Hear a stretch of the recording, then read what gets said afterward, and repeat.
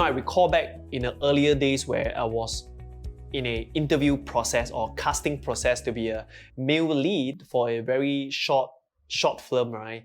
And I give my 100%. I remember clearly that day I wasn't feeling my best, but I say, you know what?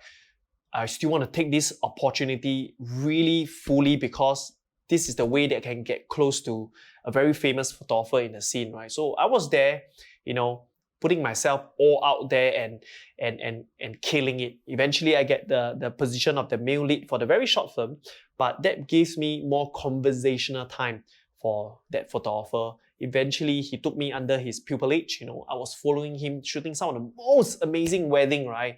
And that creates my first portfolio that leads to me building my own photography brand, that leads to me hating the photography industry because of how it take a toll on my health and time, right? And leads to me in my next business move and thereafter and so on and so forth. So I trace back in time and ask myself, what if I don't show up for that interview? What if I decided to say, hey, you know what? I'm just not feeling that well, let's just skip it, right?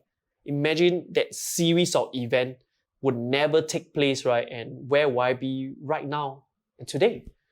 So when I trace this back, right, I ask myself, what is the most crucial thing when it comes to encounter and relationship building, right?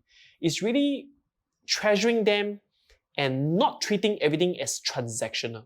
If you're in business long enough, you know that one thing leads to another, and they are all transformational relationship when you look back as well. So I feel the attitude when it comes to success is really important. If you take on a very transactional way in life and in business, in treating people, treating sales, treating lower ticket clients as rubbish and don't give them the time and the full attention, and treating people who pay you more money well, right? Then you are not truly getting your fullest business potential. Because just imagine the amount of sales you missed out because you treat someone badly, and they are the very word of mouth that is important to someone who is very big ticket clients to you, right? So the attitude towards business is really one of the most important factors for success, and treat every encounter seriously. I think that the dots can only connect when you look backwards. So do not discount the very next meeting they are going into, even though the sales is small or even though someone said no to your sales. Follow up them well, serve them. You never know one day how he's going to come back, one whole round later, right, to serve you and give you your biggest break in business.